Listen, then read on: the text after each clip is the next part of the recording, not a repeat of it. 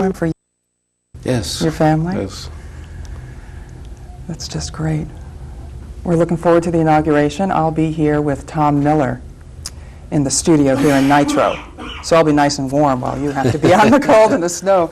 But we'll be watching it and kind of color commenting on things for public television. Well, I've emphasized brevity. Oh, yeah. Try to keep it as short as possible. Okay. And my speech is going to be very short. Okay. I just don't want people to have to suffer. Yeah. Yeah. Don't blame you at all. And with the church service on Sunday, we meet all of the ecumenical needs. Okay. At that time. And so we'll just have one prayer. And normally there are 3 or 4 more. And so we can shorten that part of it. This is going to be like planning the biggest wedding ceremony in the world. I'm amazed how many people are involved in the mountains of detail. Is that right? Was it a little different in 1957? Of course, we lived in Sistersville at the time, and Hova was very much pregnant with Craig, and she had a lot of problems, and she was in bed from Saturday after election until Christmas Day, and so I stayed pretty close up there, and I just left the details to other people and wasn't very much involved in the planning. And she gave birth 2 days after the inauguration? So did I, 2 days after Mr. Caperton's inauguration. Is that I right? gave birth. That's right. That's Oh, right. good. I was at home watching that inauguration in early labor. Let's begin, and let's begin by looking back for just a moment. There are many citizens, of course, in West Virginia who remember you as governor in 1957 to 1961. But what should those citizens know about Cecil Underwood now? Have you grown, changed, become different in any way from then, other than the fact that you're older, of course? But have you changed? Are you different? Will you be a different governor than when you were then? Well, I come this time with so much more experience than I had then.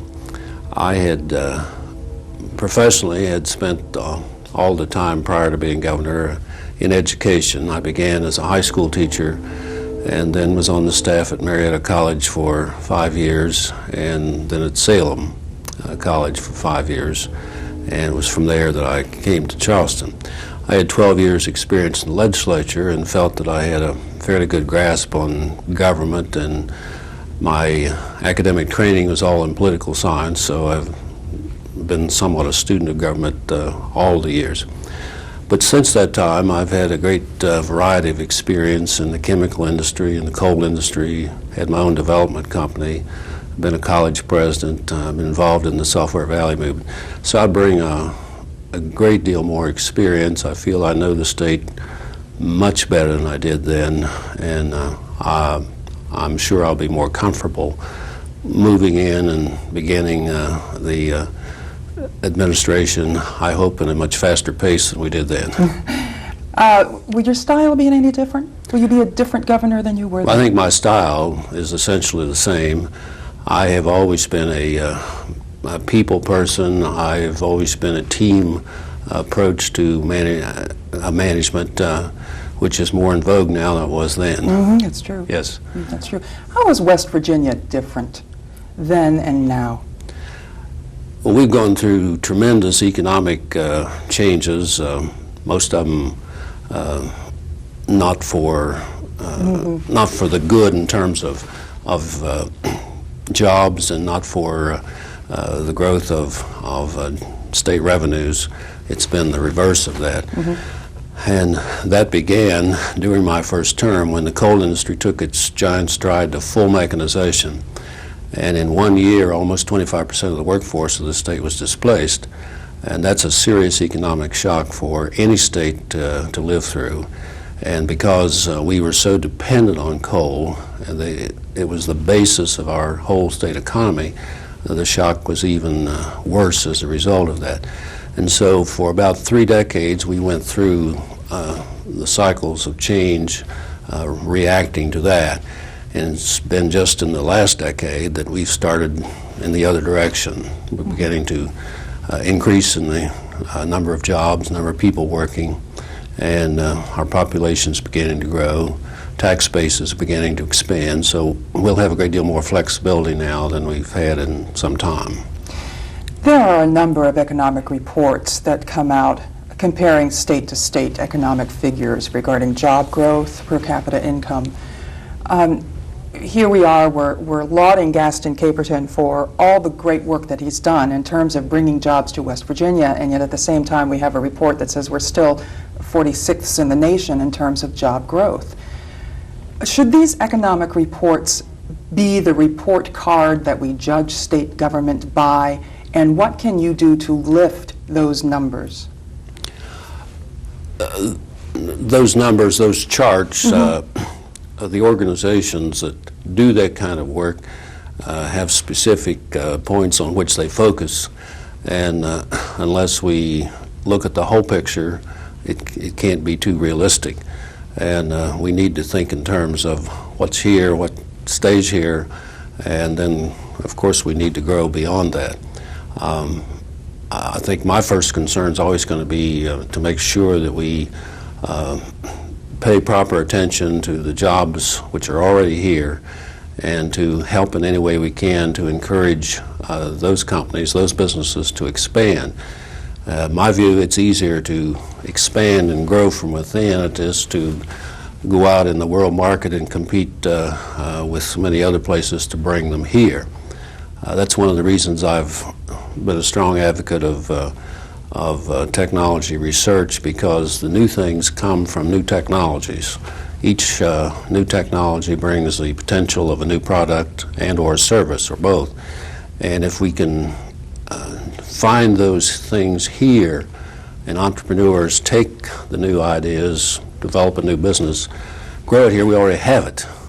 And to me, that's a very practical approach.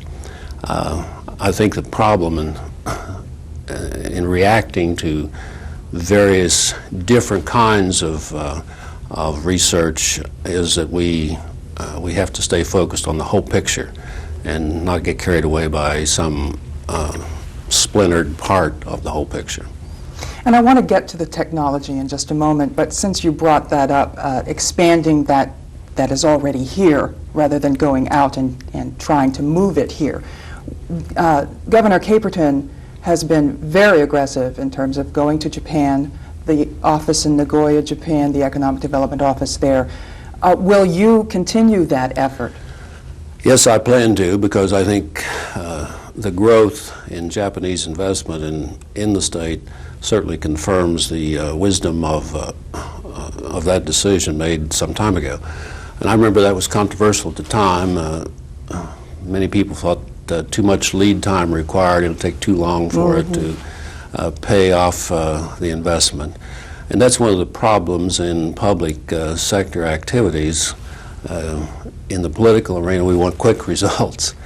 And to take time to invest something and let it mature sometimes is not practical politically, but we have to do that in the business world. I, as you know, have a strong connection with Salem College. I'm an alumnus and was vice president there at the time I was elected before, and have been on the board most of the years since, and chaired the board during the time of its merger with Takeo University. And I still serve on the Salem Takeo University Board of Trustees. And I think this gives us a higher education approach into marketing West Virginia in Japan. And if I possibly can, I'm going to try to keep that connection. That board of trustees meets in Japan once each year and once here. And I see this as a real potential to just expand the dimension of our activity, because my impression is that in Japan there's a strong link between industrial development and higher education. And so I think this is a real opportunity for us. So you have a connection in Japan, and I know Yes. the Japanese practice business a little differently. Yes. It does take time to develop that trust. Right. But you have that connection already. Will you be, you have gone to Japan then for the I have board of not yet. directors? Okay, but you will be going to Japan? Salem Takeo has a two-tiered board. They have a board of directors. That's where I've been since the merger up until just this year. And I've attended one meeting of the trustees, which was in New York in September. Will you be going to Japan as quickly as you can to develop that relationship? The next meeting of that board is in April. Unfortunately, it's very close to the end of the legislature, but I'm going to try to make that trip. Very good.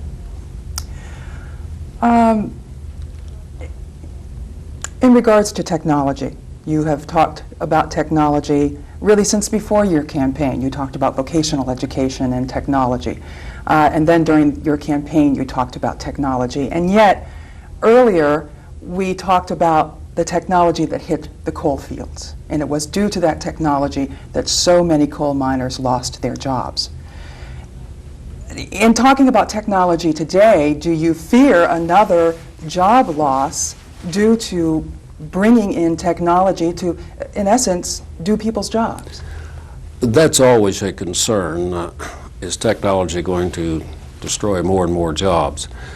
But if one looks at the world, and we have to look at the whole world economy now because we're part of that and very much a part of it, the countries who have the highest level of technological development also have the highest levels of employment.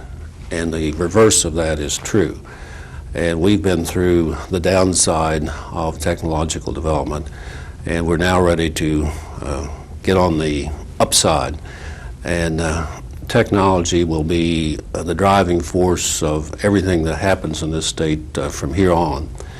And I'm not a technologist. I have trouble with my own personal computer and depend on my 10-year-old grandson for help every now and then. But I recognize its importance, and we simply have to be friends with it. And I see that as the potential for job growth. New developments in the coal industry, new developments in the chemical industry, glass industry, any of the industries, oil and gas, will be related to technology. And so I think from here on it's a growth factor, and the concerns of the job loss of the past are behind us, fortunately. What about the use of technology in state government itself? I did a very interesting interview with the president of the HGO Corporation in Wheeling and with some other folks who were developing technology in West Virginia. And I asked them about your interest in technology and that you are going to be governor and there will be a new administration. Should there be an effort to bring technology to state government itself? And if so, what should you do first? And they said an analysis. You have to do an analysis of state government to find out where technology can go. I thought they were going to say start with the Department of Motor Vehicles because that's where technology could really be used. But with your effort on technology, do you bring it to state government in some way? Oh, definitely. We have 5 transition teams at work, and one of them is a technology transition team, and they are looking at that very thing. Where can we use it, and how can we use it? The problem that we have, I think, from the outside looking in at this point, is that we have a lot of centers of technological development in state government, but nothing has tied it all together. We're now realizing how important and how significant the internet is to anyone and everyone. And I'd like to think in terms of creating a West Virginia intranet so that we tie everything possible to tie together in state government. One database should serve the needs of anyone who has use for state government. And I think it's the one thing that can substantially increase the productivity, the delivery of government services, we certainly ought to be able to do one-stop permitting for industries and business, because the same data doesn't need to be entered a dozen times if it can be entered one place at one time. And purchasing, if all the businesses and industries in the state who have goods or services that the state could use, then they need to have the opportunity to offer and compete for that kind of business. The state's, I believe, is the largest user of goods and services in the state of West Virginia. And while we can't build a wall around the state and eliminate outsiders, my view is we need to give the insiders, the people who live here, every opportunity to compete for that kind of business. And I'm hoping we can develop that kind of electronic transfer. And I noticed in the news just recently that Marshall University, for example, in its new telephone registration, has capacity enough to handle the graduate college as well as West Virginia State and Southern. And if we can build that kind of excess capacity at one location, then can't we do it statewide? Obviously, there are capital costs going into that kind of a program, but certainly the operating costs ought to be substantially reduced over the years. I've been a member of the board of directors of the Appalachian Regional Healthcare for, I believe, 24 years. Those are the hospitals that John L. Lewis built back in the late 40s, early 50s, and they're now a nonprofit chain operating in 3 states. And they were in very difficult times a few years back, and it looked like they might have to go bankrupt.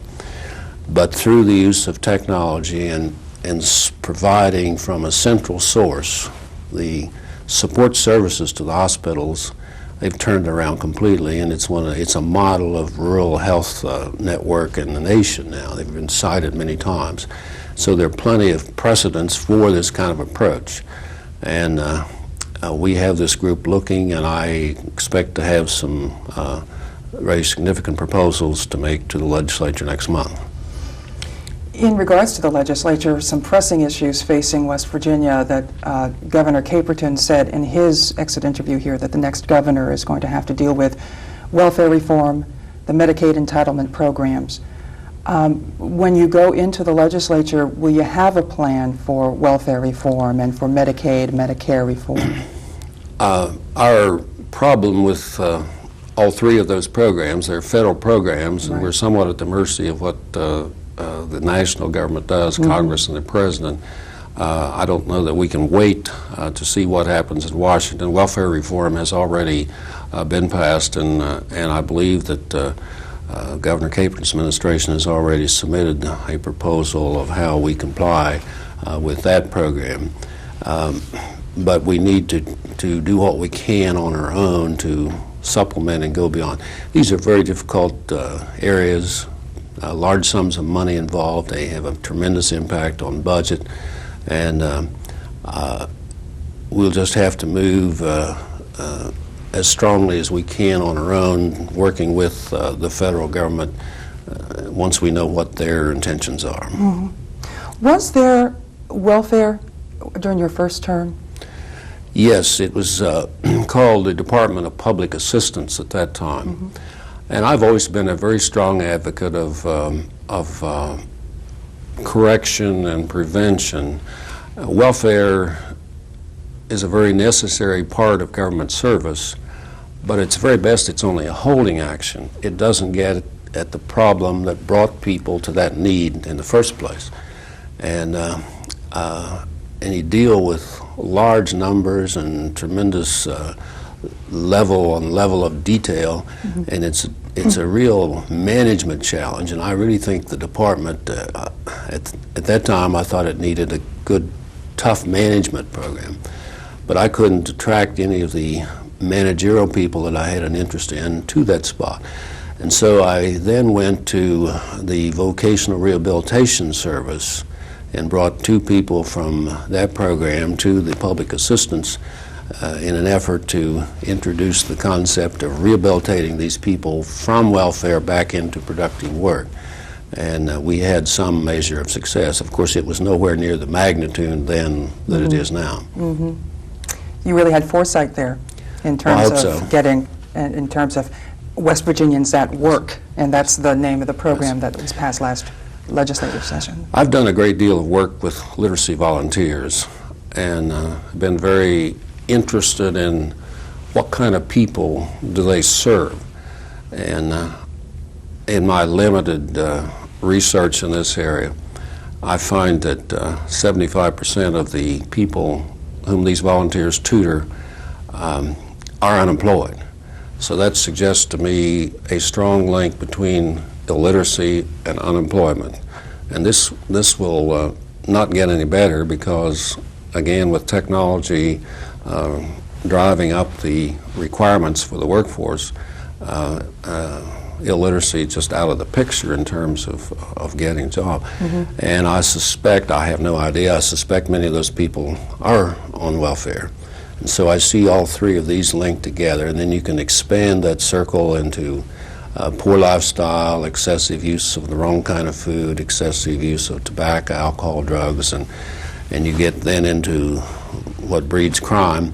So I see it as a really big problem in the state, and I'm all for workfare, but to get the people off welfare, they have to have enough skills to be able to get and keep a job in the economy. And so we have to work at it's a big picture. And I don't believe that government alone can solve that. I'm going to be looking for a great deal of help from the private sector in this approach.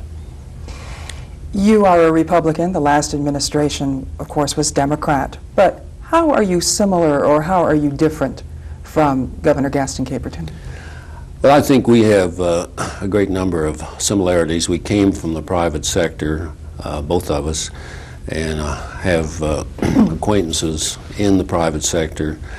I have worked with the legislature in one way or another over the last, well, since I was in the governor's office. Been involved with the vocational education program in the state for many years, and we have worked with legislative programs there, reported our activities to the legislature each year, and then I was on the State College System Board of Directors and have co-chaired several of the constitutional amendment campaigns over the years.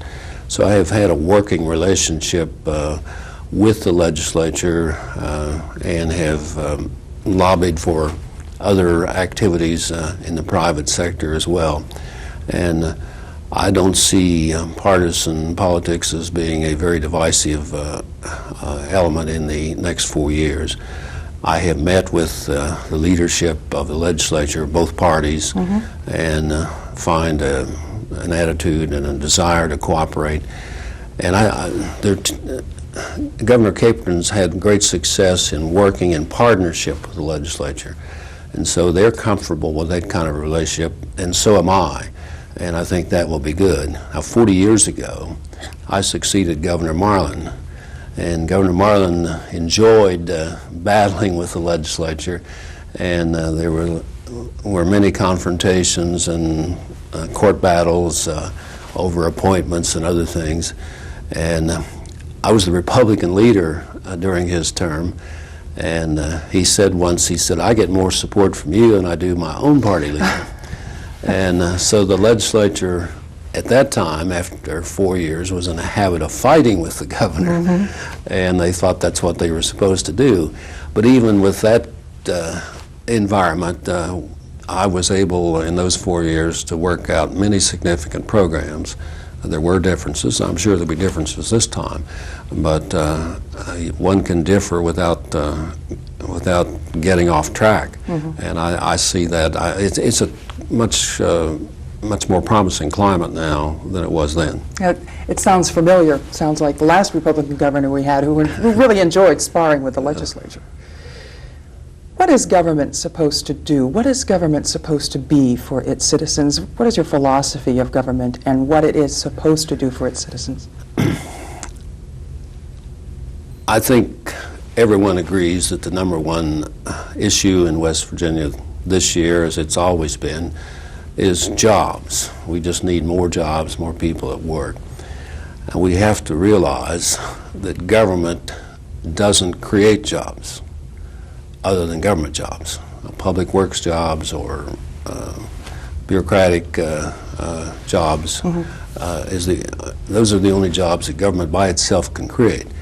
And so we have to have a climate, and this is the responsibility of government, to build a climate that encourages growth and expansion of jobs. And my philosophy is a very straightforward, a very simplistic one. I think that the people who invest resources to develop economic enterprise, whether it's a small business or whether it's a major corporate development, need to know that they are welcome in West Virginia, and need to know that they will be treated fairly and their investment will be protected. And the companies and businesses that are formed who are the employers need to know that they are welcome and that government will be friendly to them and fair. And the people who do the work, the workers, need to have the same assurance that their efforts are appreciated and that they are welcome in West Virginia and they will be treated fairly. And so it's a matter of treating everyone and make sure everyone knows that they're welcome and that they're being treated fairly. I think this is the real challenge to government in terms of economic growth, and I'm very comfortable with that approach. We can make substantial progress in that area. Yeah, in terms of government in other areas, other than economic development, what should government be for its citizens? Well, education is the historic responsibility of government, and of course we've talked about the welfare program, the health program, and regulation is a very important responsibility of government. I have some problems in the regulatory field. We have, in some cases, the federal government regulating an activity, the state government coming in regulating the same activity, and sometimes in a county or a city will do the same thing. And I think we ought to be able to decide which level of government can do that regulation best. Where is the expertise to do the job equitably and fairly, and then let the others get it. To me, that's overkill, and we can over-regulate business and industry to the point where we stifle it completely.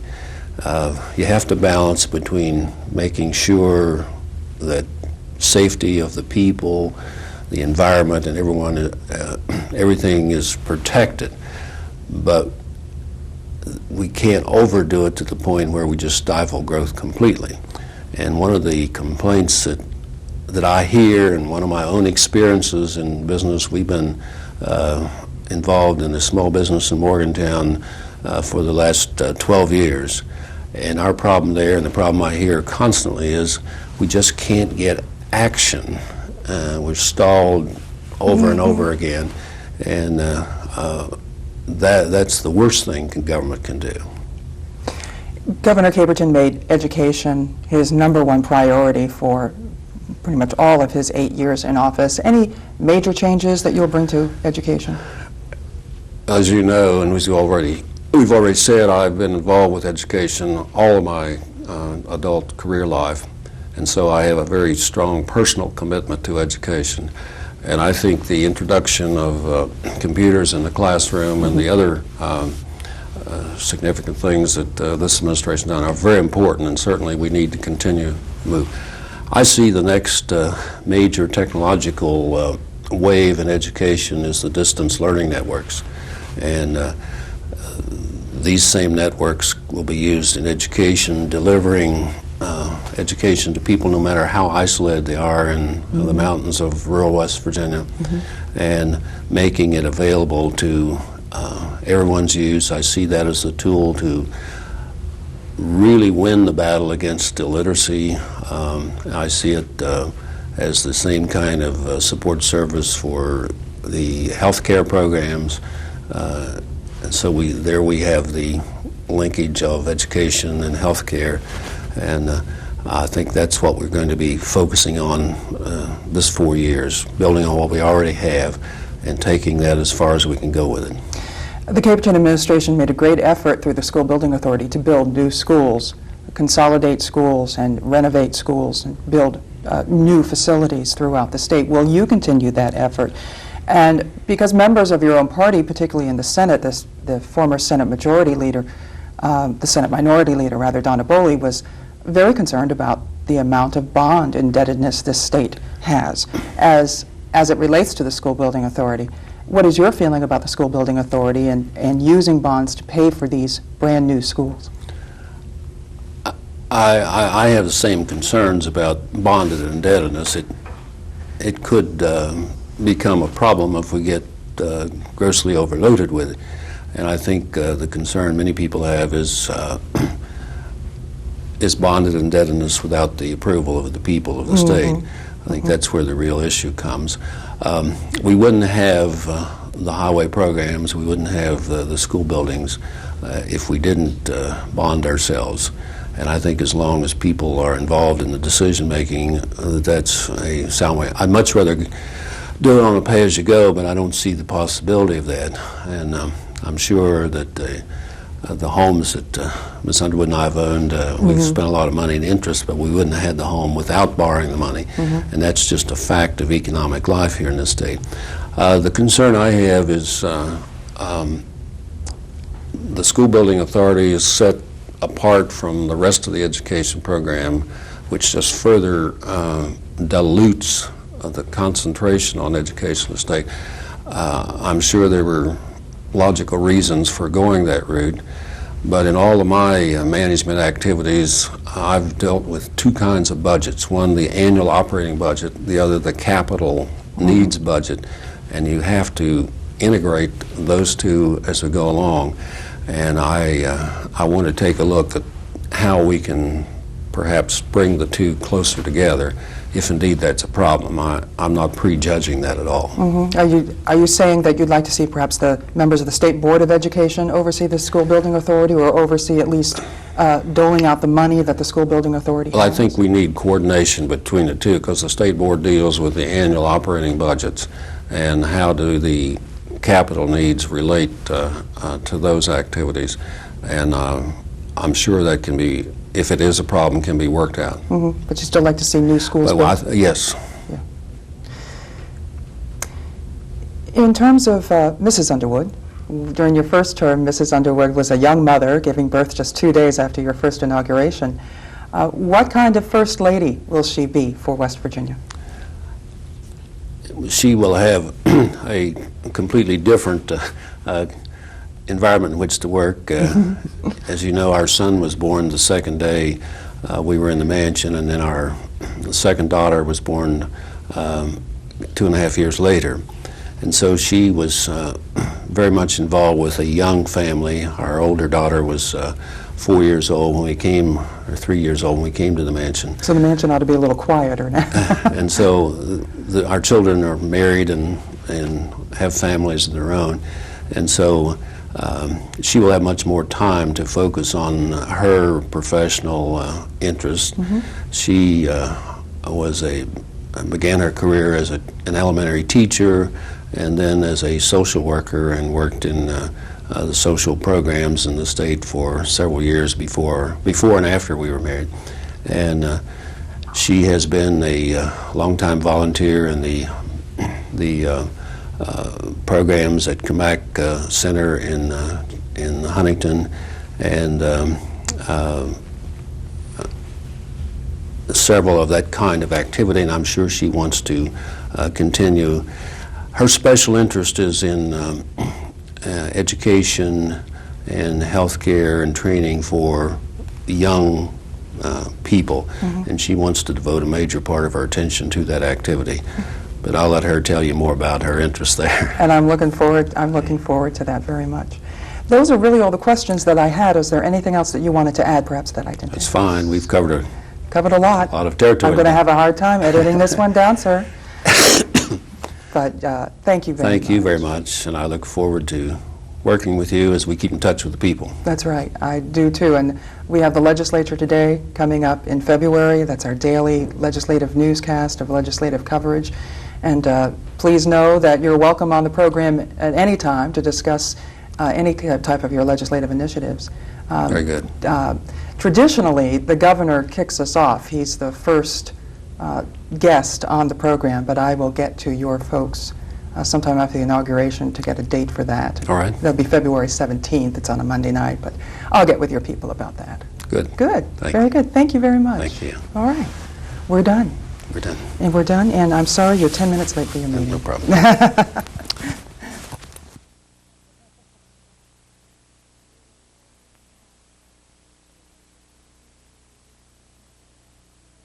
Be all ensconced and unpacking your boxes in the mansion by then.